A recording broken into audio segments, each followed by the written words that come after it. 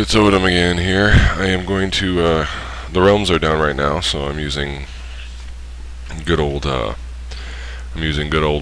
to explain some things about the talents and what I've found to be, well, this is my favorite build, I guess you could say, for 85 healing resto. This isn't for heroics, mind you, which I'll probably end up trying to test out a couple different ways around it when it comes to heroics, but right now this seems to be, for me anyway, the most mana efficient and pretty much the most they have the most survivability with this that you can get from the talents anyway.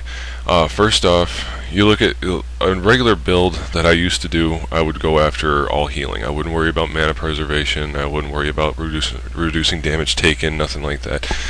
But since I started doing 85 5-mans, I've noticed that you're going to have to learn how to worry about that stuff. So first off, let's go through some of the talents. Blessing of the Grove, basically it just gives you 4% bonus to rejuve. That's only 4% to one spell. Not going to worry about it right now. Natural Shapeshifter does not give you pretty much anything aside from the Tree of Life benefit, for us anyway, and then the 4% to increased healing when you get to Master Shapeshifter. So those are kind of like iffy talents if you want to play around with them. The one thing I did have realized is that Healing Touch is going to be our next biggest boom. Okay, you want to use Healing Touch on the tank as much as possible. The reason I say this is because it doesn't matter how much you heal for, even with tons of mastery. If you're using Nourish, if you're using anything, Regrowth crits for almost 10k a pop, even if I have another heal over time already on the target to take advantage of mastery. Now what happens is that if you're healing him for 10k a pop, that's fine. The problem is if the tank has 150k, you're not, and he's going down 15% at a time, it's not going to be enough, and you're going to run out of mana really fast. So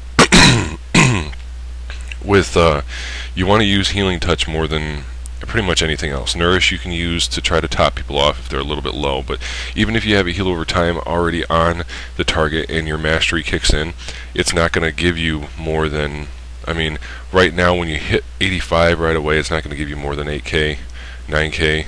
It's not going to give you as much. It's a spot heal. That's all Nourish is, and it has the same cast time pretty much as Healing Touch. The mana cost is dramatically lower, yes, so use that for your spot heal if you have time to spot heal. But learn how to juke your spells too, and juking spells means keep your finger on the E or D or W key, whatever key, or if you have a gamepad, keep your thumb on the damn D-pad. So pretty much as soon as, like, if you're casting a heal and all of a sudden the tank starts going down real fast and you're trying to heal a DPS, you can juke your spell, which means you move like not even maybe 2 steps to the right, interrupt your own cast, and you can start casting another spell. Naturalist is the first one you want to go into. I went into that twice, half second off of Healing Touch. The next thing is this one.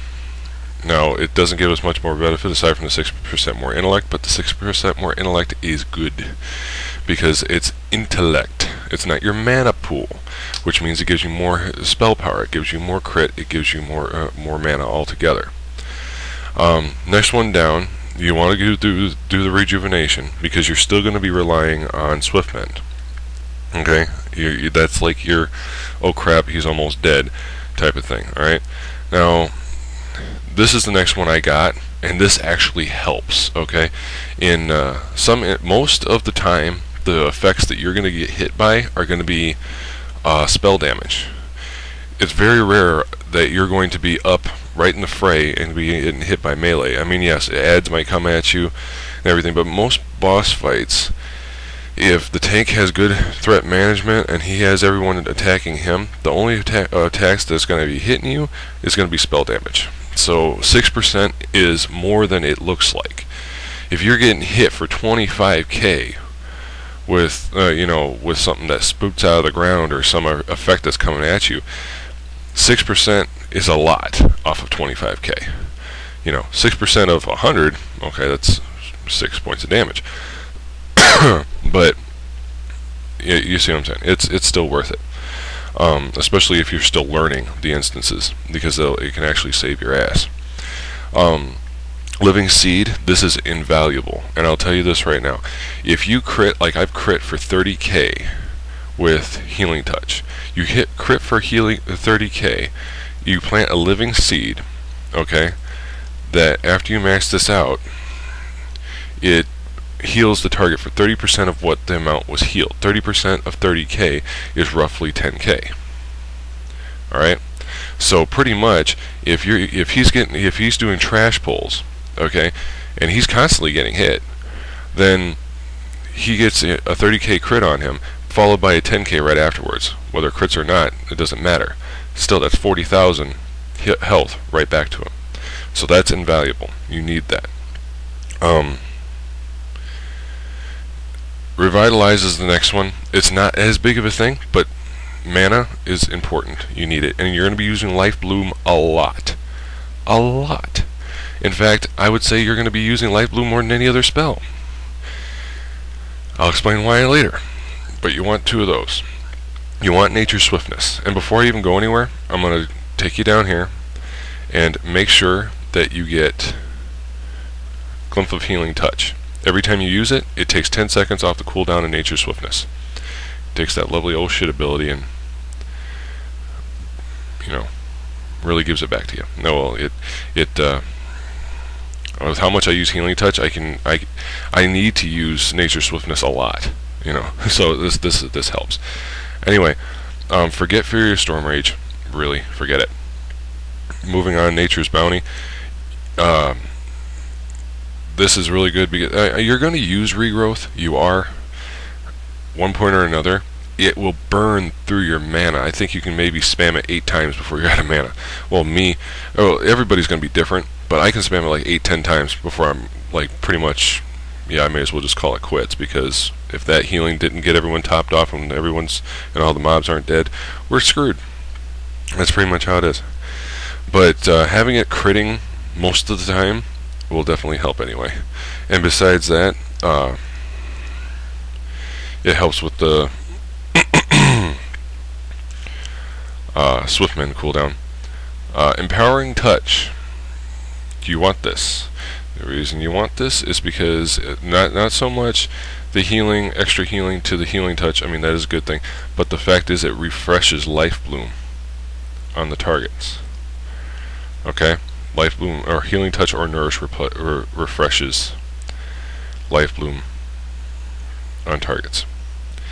This is the big one. Mephirean's Gift.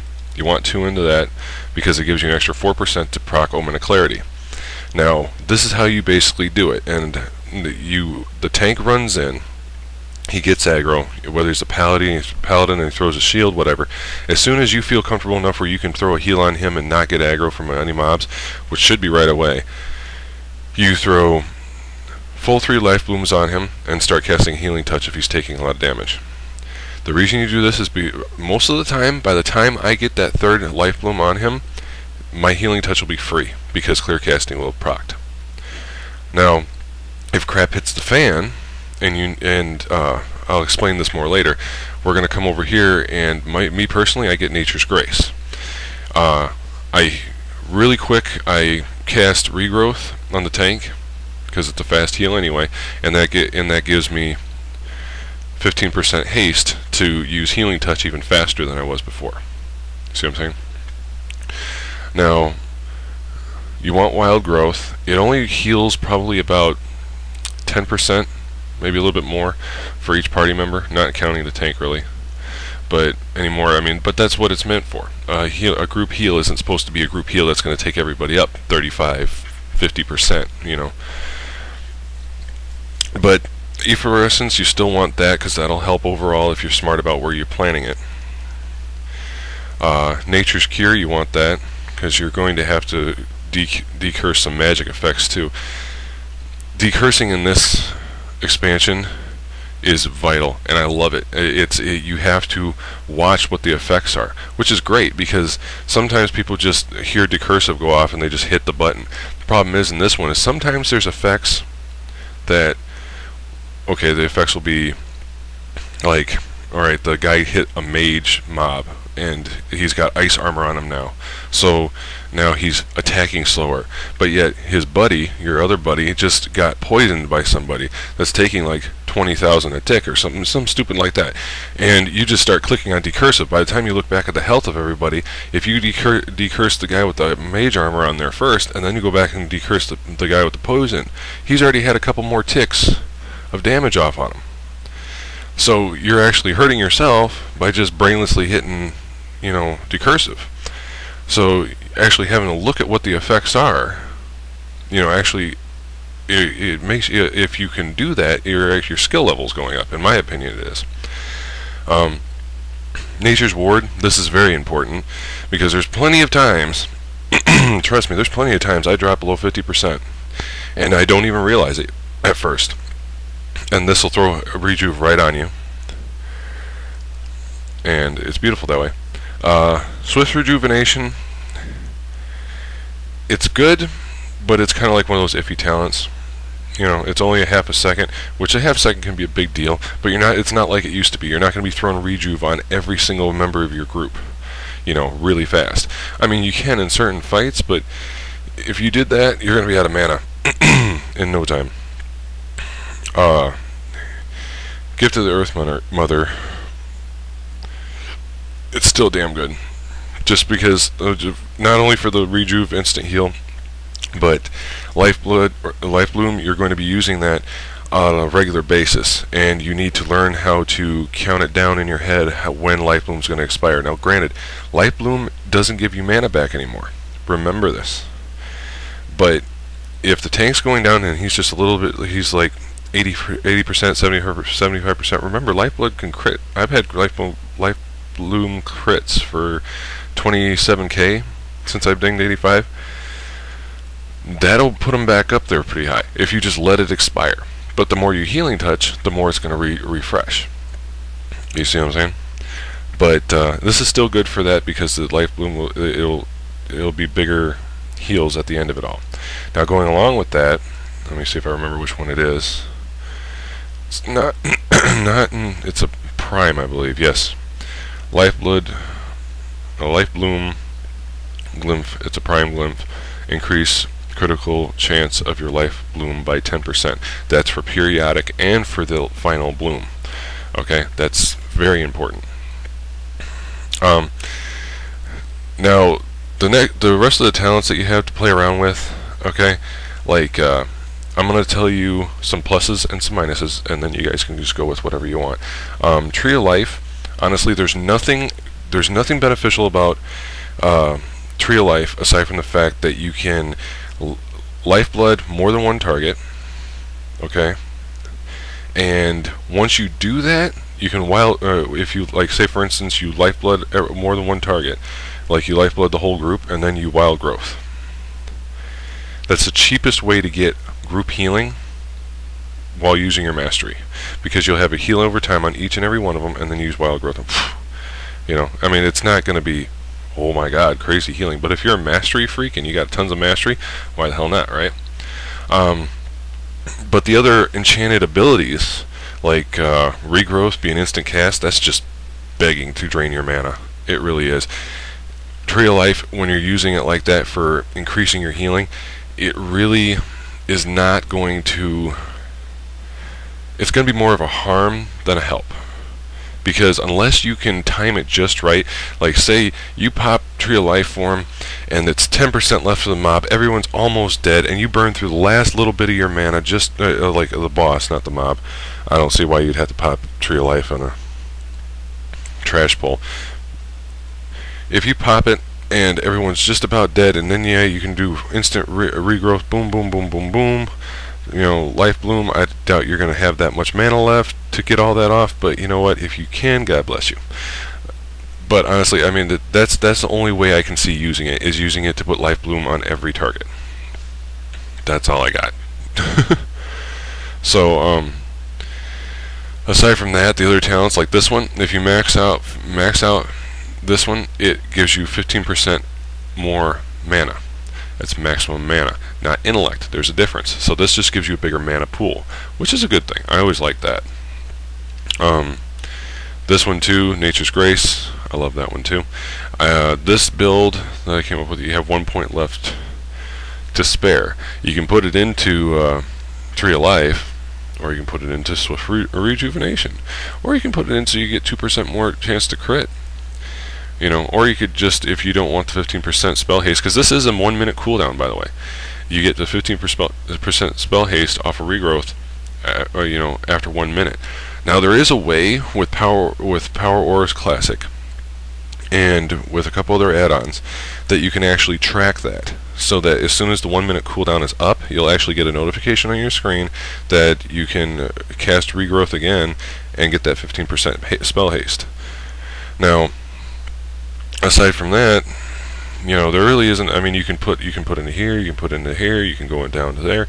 You can fill in those other talents that fit your playstyle. But this is the basic, the basis. Okay. You don't even really need, if you don't want the 15% extra mana, you don't need to get that. If you don't like the haste, you can get that, and then you'll have 6 more points to play with, 7 points at the end, which you could easily, if you got rid of those, you could get that, and then you could get this and this, and then you still have 2 points left over, and you could get that. Ta-da! And then you're right back to the old build. That's pretty much the old build that I had when I got to 85.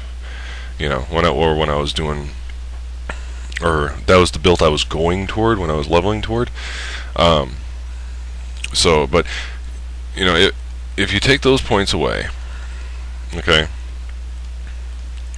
and you put them back over here, you have the added bonus of having that 15% extra haste, because Healing Touch does take a while to cast. You have 15% more mana, which with how much mana we have anymore, it can help out a lot. But you still have one more point to play with, so it's pretty much whatever you want to do. Right now on live, this is the build I have right now. I actually got the Swift Rejuve. I didn't even bother with Tree of Life. Okay. I have that, and that's good. Glimpse real quick, I already told you about Life Bloom and Healing Touch. Next up, for primes, you're going to want Rejuvenation. The reason you want Rejuvenation over Regrowth is because Regrowth only refreshes its heal over time duration if the target's below 25%. Problem is, Regrowth doesn't have that big of a heal over time anymore, so it's not really that big of a deal. The last Prime Lymph, aside from your Rejuvenation and Life Bloom, would be Swift Mend. Now you already have Healing Touch and Major. The other major you want, I haven't been able to use it all that much, to be honest with you, but I still have the Thorns Glymph in there to reduce the cooldown just in case somebody needs it. And the only other one that I have, I think I had Innervate. See, the problem is that they have good glimpses. Oh wait, no, it was Rebirth, that's right. I knew I was missing something. And then minor, you got Unburdened Rebirth, you got Mark of the Wild, and just for those sheer lovers, we got our Aquatic Form. But that's pretty much it. If you do everything right, and when the tank goes in, whatever fight he's going into, Rejuve, what the hell am I talking about? Life Bloom 3 times, get those rolling on him.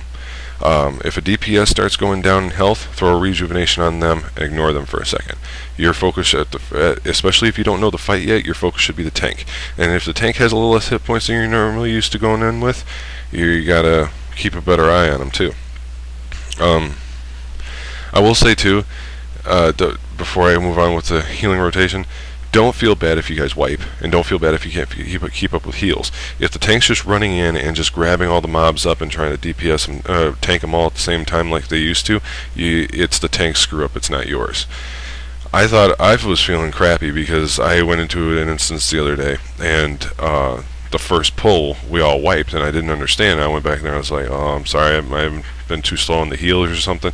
And before I even hit enter, all the DPS was bitching at the tank saying how much he sucked because he didn't know how to not break CC. And for those of you out there that don't know what CC is, it's called crowd control. Learn to use it. Anyway, back to the healing rotation.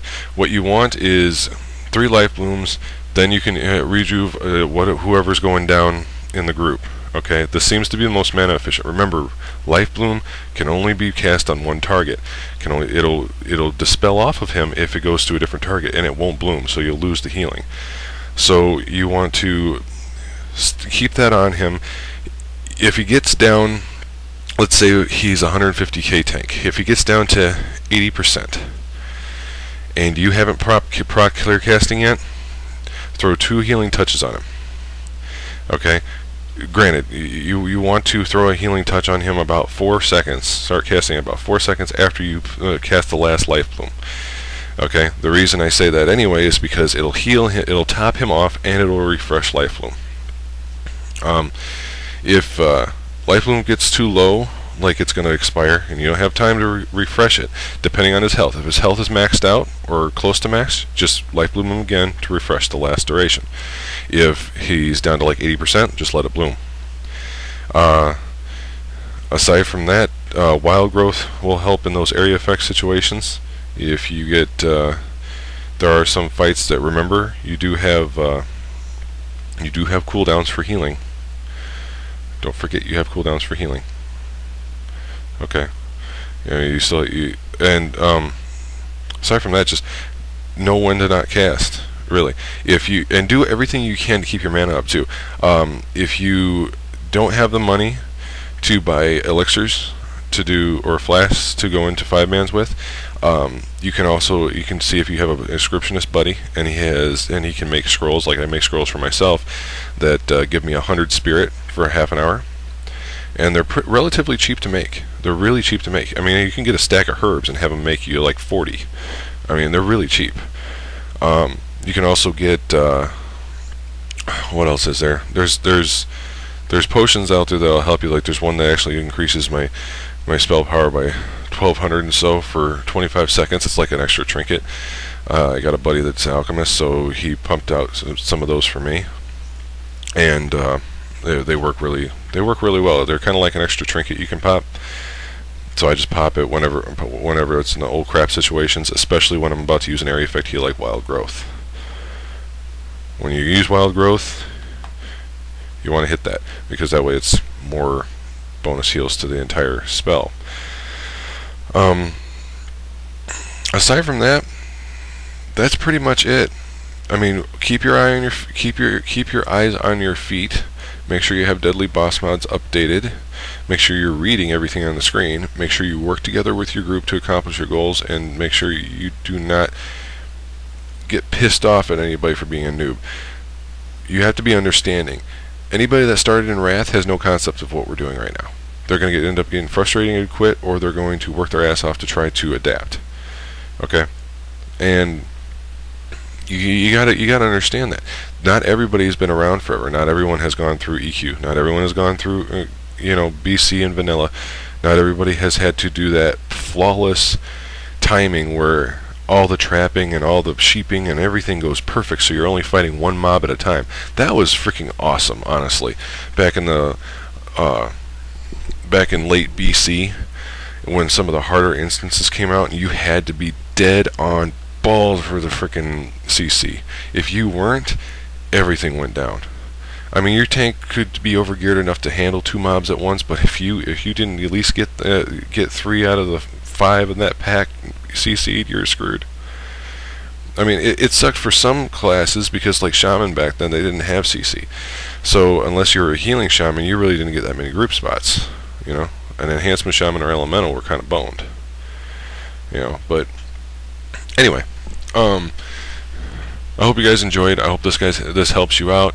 If you have any suggestions or questions about the talents, or you might have figured out something I haven't. I'm not perfect. I don't do this all the time. I have a life. But take and just leave comments in below the video, and just work on it to make it better. That's all I can say. Anyway, take it easy. This has been MoOoOo. I'm out.